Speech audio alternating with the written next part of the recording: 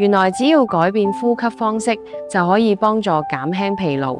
講到 C 羅，相信大家絕對唔會陌生。年過40嘅佢，作為全球收入最高嘅運動員之一，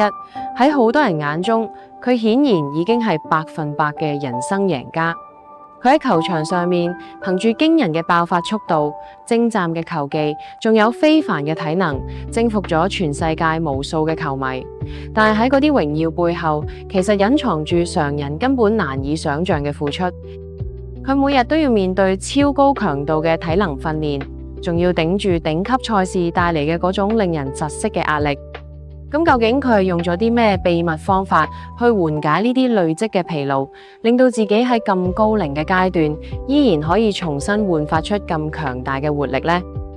今日我哋就透過美國史丹福大學運動醫學中心副主任山田之生所寫嘅《史丹福大學專家教你打造唔容易攰嘅身體》呢本書，一齊探索嗰啲減輕疲勞嘅秘訣。睇完呢條片之後，我相信你會揾到一啲幫到自己減輕疲勞嘅方法。喺正式進入細節之前，我會按照以下呢個邏輯順序去介紹呢本書嘅精華。我哋要搞清楚疲勞產生嘅根源到底係咩？點樣利用 IAP 呼吸法去恢復疲勞？最後我亦都會分享一啲既簡單又非常見效嘅日常恢復小貼士。首先，等我哋嚟深度分析一下疲勞到底係點樣產生嘅。一講到攰呢個字，估計好多朋友都會下意識聯想到腰酸背痛、膊頭硬晒呢啲肌肉上面嘅疲倦。一直以嚟，科學界都認為乳酸堆積就係導致疲勞嘅罪魁禍首。但係根據史丹福大學最新嘅研究發現，原來乳酸並唔係疲勞嘅真正根源。相反，乳酸其實係身體為咗緩解肌肉疲勞而主動產生出嚟嘅一種保護性物質。其實所謂嘅疲勞係因為我哋嘅肌肉同埋神經系統使用過度，或者係因為身體狀態唔好，導致整體機能出現咗問題嘅一種信號。換句話講，除咗大家睇得到嘅肌肉疲勞，其實神經系統嘅失衡先至係導致你覺得好殘好攰嘅主因。出乎意料嘅係，比起體力勞動帶嚟嘅肌肉疲勞，我哋日常生活中大部分嘅疲倦感其實都係由神經系統嘅疲勞所導致嘅。所以接落嚟我哋會重點講一講神經疲勞嘅成因。如果神經系統出咗問題，我哋嘅身體就冇辦法正常運作。喺正常情況下，我哋嘅身體會根據生理時鐘調節。日間通常係交感神經比較活躍，幫我哋應付工作；而到咗夜晚就輪到副交感神經開始發揮作用，幫我哋休息。但如果長期面對過大嘅心理壓力，就好容易搞到自律神經系統失衡，進而導致體溫調節失常、血壓升高，甚至係連呼吸都會變得失調。當自律神經開始失調，最初可能只係出現亞健康狀態，你覺得成日都提唔起精神，帶嚟強烈嘅疲勞感。但如果你一直唔理佢，情況就會越嚟越嚴重，有可能演變成各種慢性疾病。所以我哋感覺到嘅大部分疲勞，其實都係源於自律神經同中樞神經系統嘅失調。為咗防止呢種腦部神經系統嘅疲勞，我哋平時一定要特別注意自己嘅體態變形。一旦體態出現扭曲或者變形，中樞神經發出嚟嘅指令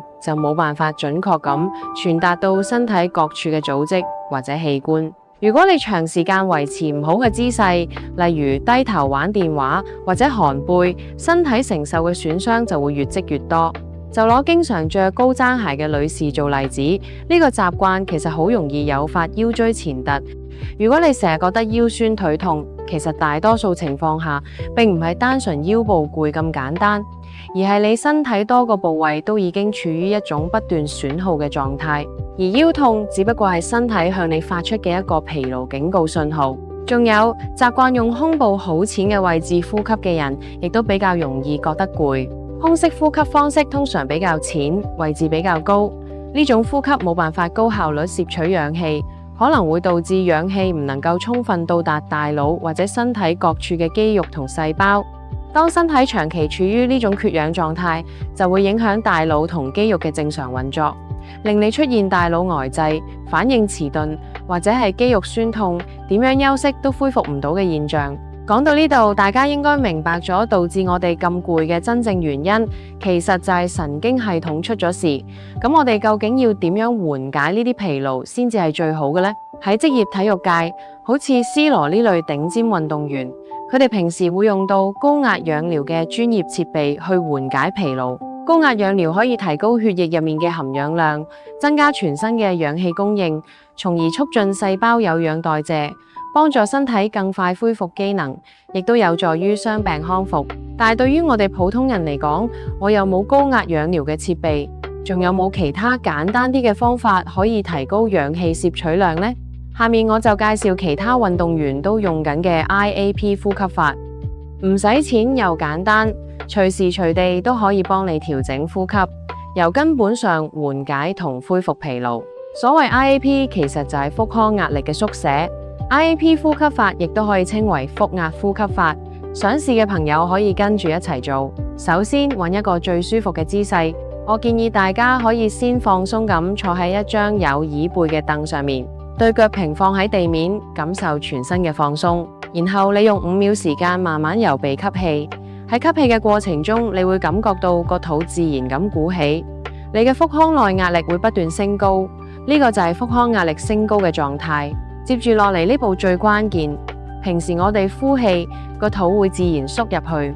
但做 IAP 呼吸法嘅時候，你要刻意用力，令肚仔保持住嗰種鼓起撐開嘅狀態，然後用大約5到7秒鐘嘅時間，慢慢將氣由口或者鼻吐出嚟。當你將體內嘅氣全部吐晒之後，先至可以放鬆腹部嘅力量，恢復到平時呼吸嘅狀態。咁樣就完成咗一組完整嘅 IAP 呼吸法，就係咁簡單。為咗達到預防疲勞嘅效果，建議每日重複呢個過程5次。呢個流程可以有效增加你腹腔內嘅壓力，令到身體入面原本因為姿勢不正而移位嘅器官，慢慢回歸到佢哋最理想嘅位置。當器官歸位，神經系統就可以更順暢咁向全身發出指令，身體各項功能得到改善，你自然就變得唔容易攰啦。如果我哋嘅肌肉長期缺氧，疲勞物質就更加容易滯留喺體內。透過 IAP 呼吸法提高血液含氧量，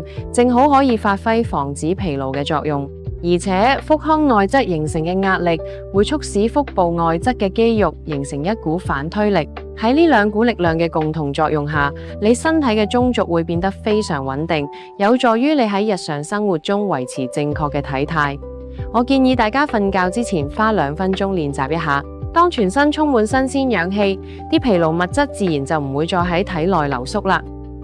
講完呼吸，我哋要明白，無論係高強度運動帶嚟嘅疲勞，定係一般上班族感覺到嘅嗰種攰，其實都同氧氣同埋體內廢物排除息息相關。上班族經常面對嘅心理壓力同埋捱夜，會喺體內產生大量嘅活性氧化物質。喺日常生活中，我哋嘅身體亦都會隨時隨地生成呢啲嘢。為咗防止呢啲活性氧化物質過量堆積，我哋必須確保血液入面有足夠多嘅營養同氧氣輸送到身體嘅每一個角落。當全身上下都獲得新鮮氧氣，就可以激活體內細胞，增強細胞嘅治癒力，從而徹底恢復疲勞。除咗頭先講嘅呼吸法，其實仲有幾個既簡單又實用嘅習慣，都可以幫到大家精神返。接住落嚟，我會逐一同大家介紹。我哋再參考返 C 羅。佢喺每次訓練同比賽之前，都一定會進行好充分嘅熱身運動，包括繞場慢跑、動態伸展同埋一啲輕度嘅有氧運動。呢啲活動可以增加肌肉嘅溫度同埋血液流量。其實輕度運動反而有助於促進血液循環，將氧氣輸送到大腦同肌肉，防止疲勞物質滯留。如果你每日肯抽出20到30分鐘去慢跑或者做個熱身操，呢啲輕度有氧運動可以有效舒緩肌肉痠痛，亦都有助於減輕運動後嘅疲勞感。喺呢個過程中，你嘅自律神經同荷爾蒙平衡亦都會得到顯著改善。不過對於大部分打工仔嚟講，真正嘅敵人其實係坐得太耐。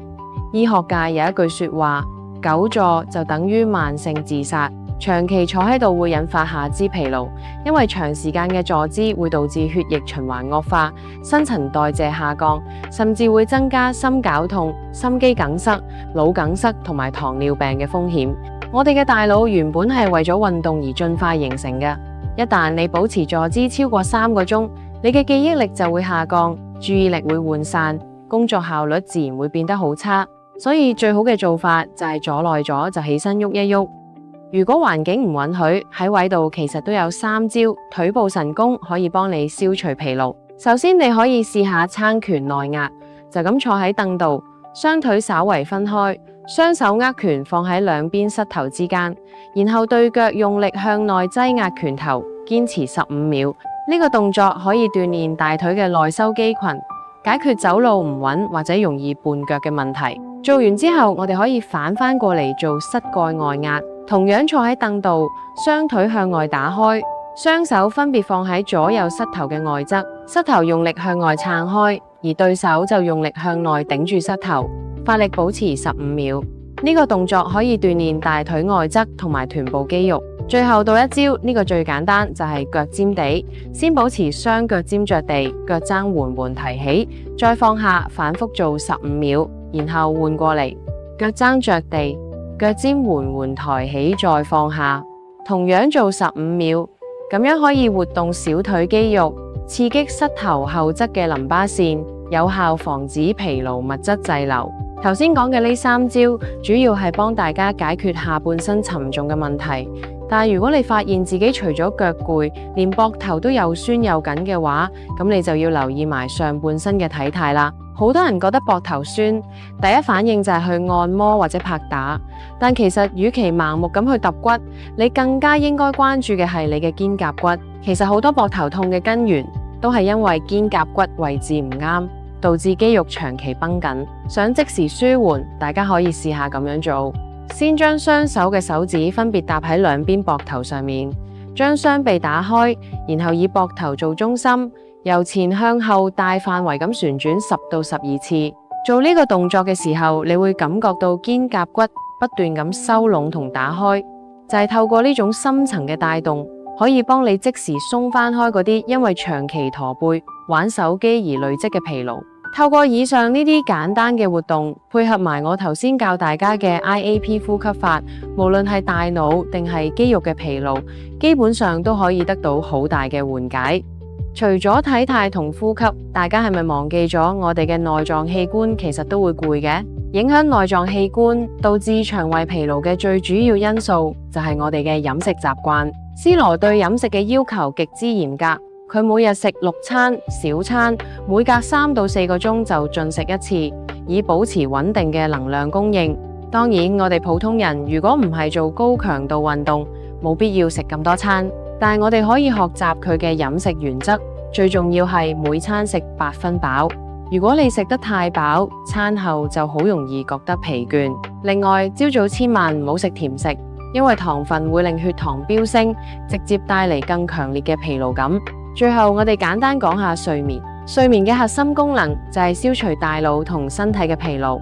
如果你休息唔好，就等於永遠冇法脫離疲勞狀態。C 羅採用嘅係90分鐘睡眠法，將睡眠劃分為90分鐘一個週期。如果大家對提升睡眠質素有興趣，之後我哋都可以再同大家傾一傾《黃金90分鐘睡眠法》呢本書。總結嚟講，史丹福大學嘅研究話俾我哋知，疲勞係可以被管理嘅。透過正確嘅 IAP 呼吸、適量嘅動態運動、正確嘅辦公室體態以及科學嘅飲食同睡眠，我哋每個人都可以打造出一個唔容易攰嘅身體。希望呢條片可以幫到大家減輕平日返工做家務帶嚟嘅壓力同疲倦。如果你覺得今日嘅分享對你有收穫，請記得訂閱、點讚同埋分享俾身邊嘅朋友。我哋下期再見，拜拜。